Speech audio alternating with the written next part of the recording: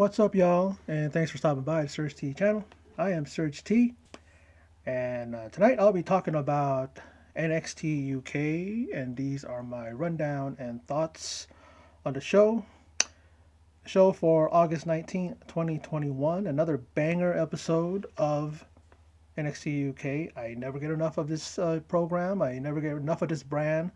The tell you, the red and gold brand are they are really just kicking it up a notch every single week. And what a way for them to start. Now, Amelia McKenzie accompanies her mentor, who is the NXT UK Women's Champion, Meiko Satomura, as she defends her title against Stevie Turner.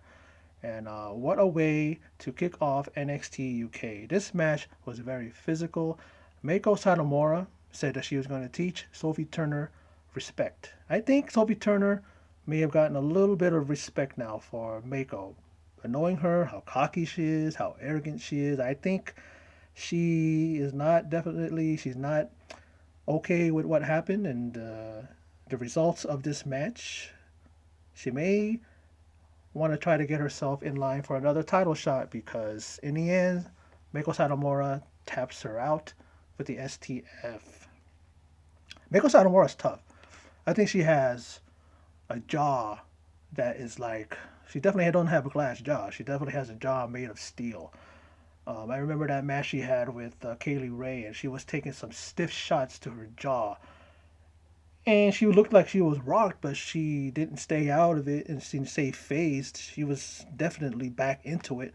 And speaking of Kaylee Ray, I wonder when she's coming back. I mean, she's probably taking some time off, but she definitely, I know, wants to get a shot at regaining her title. So maybe, who knows? Maybe she's going to show up on NXT. Maybe she's going to show up on the main roster. Who knows? But I'd like to see that third match between her and Meiko Satomura.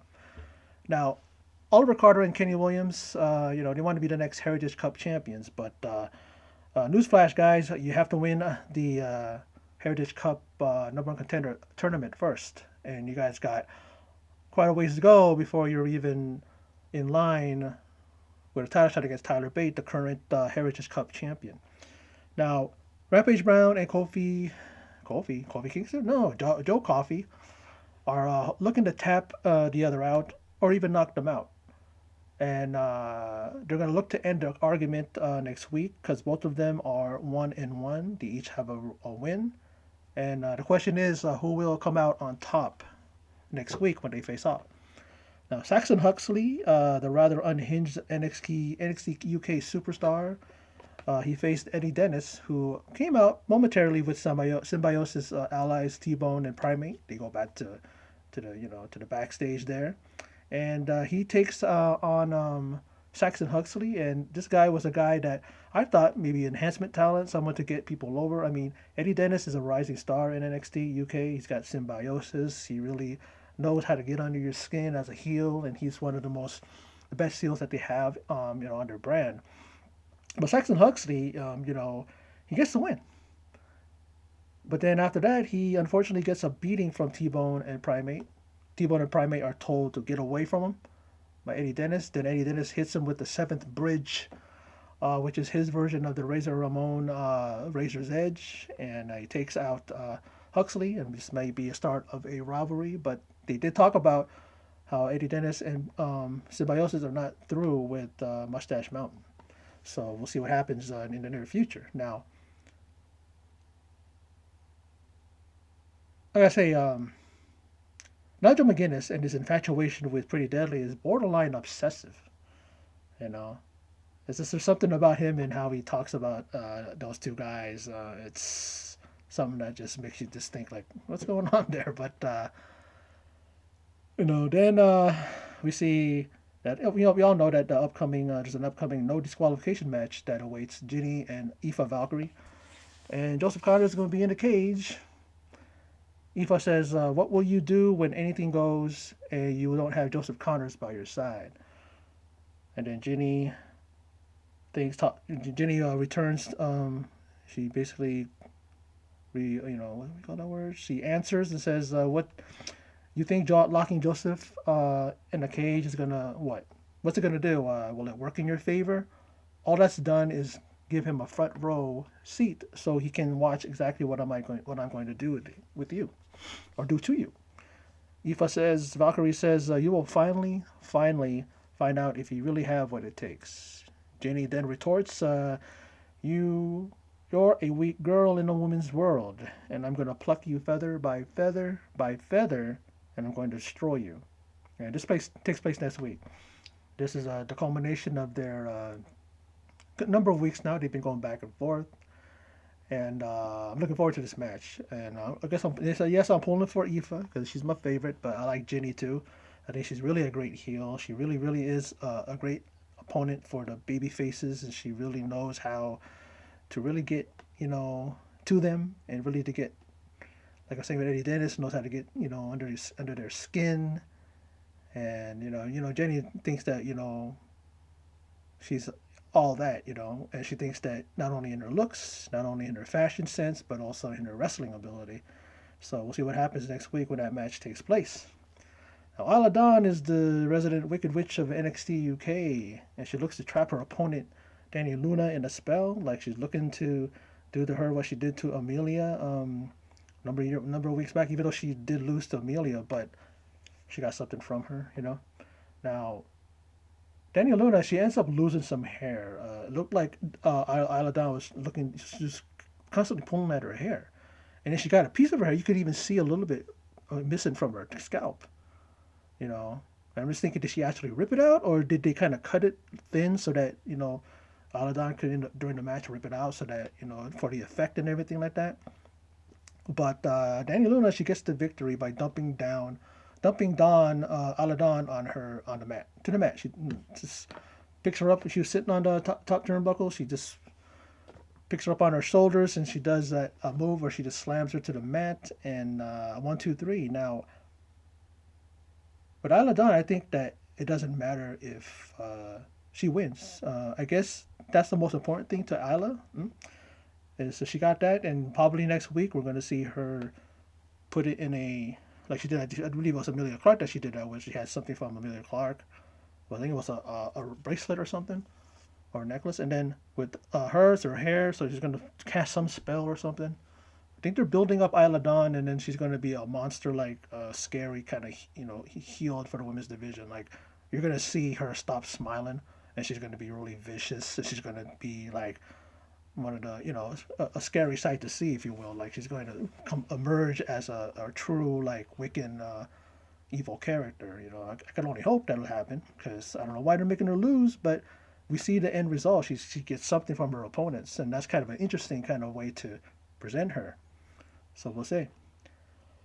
Now, Walter and Dragunov, subject to Prime Target. Now, we've seen it before, but it bears being repeated because this match is going to blow the roof off of NXT TakeOver 36.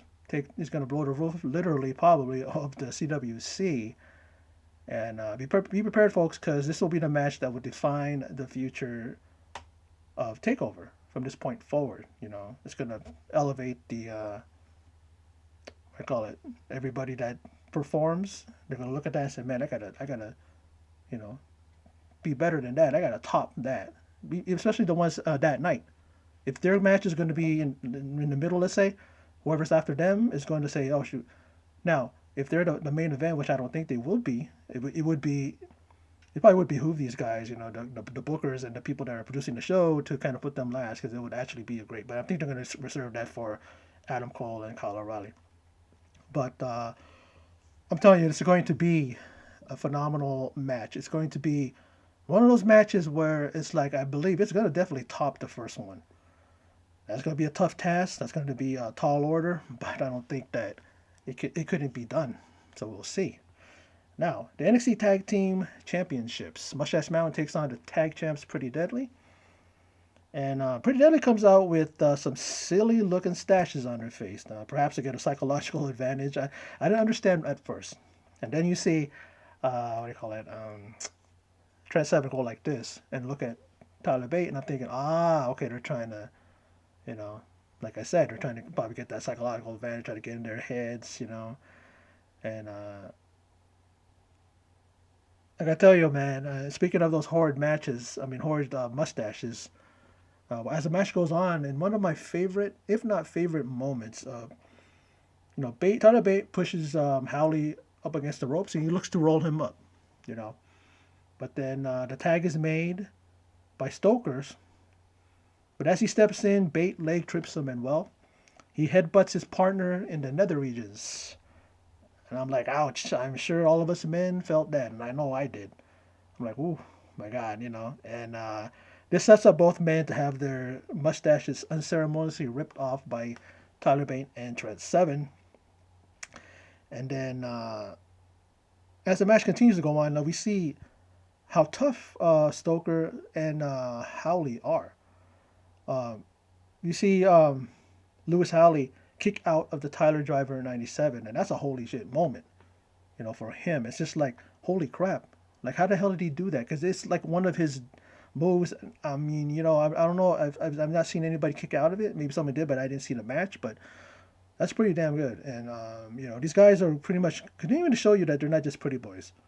Good looking guys, but then it's like that's not their sole reason for being a successful tag team. They have everything they need to have: the skill set, they have the charisma, they have the personalities, the stage entrance, they have this, the ability to just perform so many good moves, offensive moves, and they're good at submissions and everything like that. So it's like these guys definitely need to be taken seriously, and I believe a lot of people do. Now, we then see Stoker. Lewis Howley kicks out of the Tyler Driver 97. Well, then Stoker kicks out of that double team move by Mustache Mountain. You see, what do you call it? Tyler Bate, he does that whole Superman thing. He's like this. He bounces off the ropes and he does a clothesline and then to their opponent while Trent Seven has him and does a German, like a bridging German suplex that only gets a 2 count. And I tell you, man, the champs really want to retain their belts.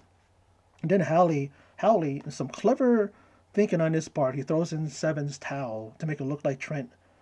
You can make it look like Trent wanted to, you know, to call the match, throw in, attempt a forfeit. Because remember, that's how Mustache Mountain lost the NXT tag team title belts to Undisputed Era. Um, and they did that. Remember how they did that? Because Tyler Bate was really really in a not Tyler Bate. Trent Seven was in a bind. He was really Trent Seven. I mean Tyler Bate was constantly going and interfering. The referee said, "If you go one more time, we're gonna call the match." He don't want to be disqualified. I don't know why. Because if they ever been disqualified, they would have retained the belts. But that's not how those guys do. That's not how they operate. So he basically just threw in the towel, and you know that's something that a lot of us were going, why, wow, like something we've never seen before. At least I've never seen that before. When I saw that, I'm like, whoa, like that. And while the ref is distracted, Howley nails Bate with the tag team title belt, and then the champs hit Spilt Milk. Well, that's the name of Pretty Deadly's finisher, and they retain the gold. It's like a version of the heart attack, where you know, where one guy holds the guy like this, and the other guy goes off the ropes, bounces off the ropes. Instead of hitting the clothesline, he does a neck breaker. So it was actually it's actually a decent move, but the name, I don't know. But they retained the gold, they retained their belts, and they live on to be continues to survive, and they continue to reign as tag team champions. Really thought for a moment there was a number of near falls where it looked like they were going to lose their titles, and Mustache Mountain was going to win.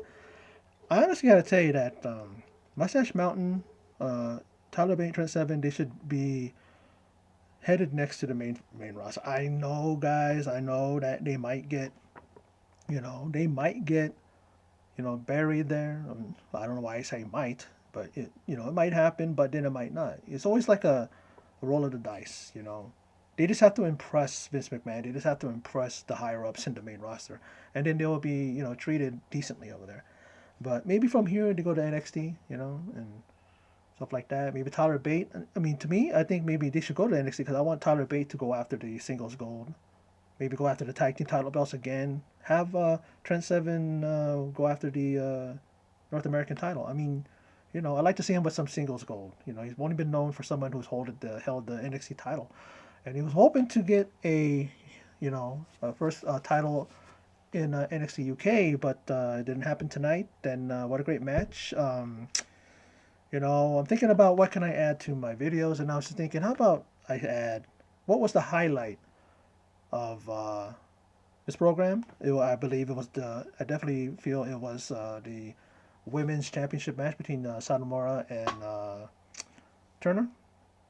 The low light, I guess, the mustaches of Pretty Deadly. You know, which actually presented a highlight in the sense that when they got their mustaches ripped off, that was hilarious. The sequence that led up to that was funny.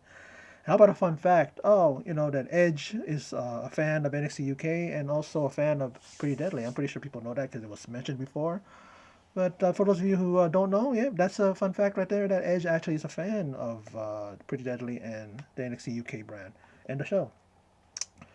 But anyway, that's my video for NXT UK for the 19th of August 2021. I enjoyed it very much, but then again, since when have I not enjoyed NXT UK? I really do absolutely enjoy it. I think it's probably one of the best brands when it comes to WWE.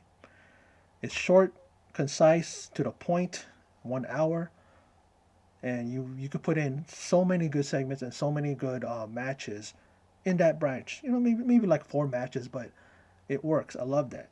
I wish NXT would go back to 1 hour because it was really good as well when it was like that. It's not bad.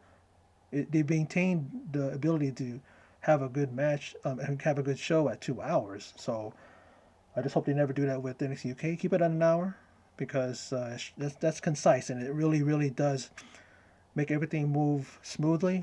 You don't have a lot of filler because that's what we don't like, especially with Raw. But anyway, that's my video. So for those of you who stopped by and checked it out, I appreciate it. And in closing, as always, take care.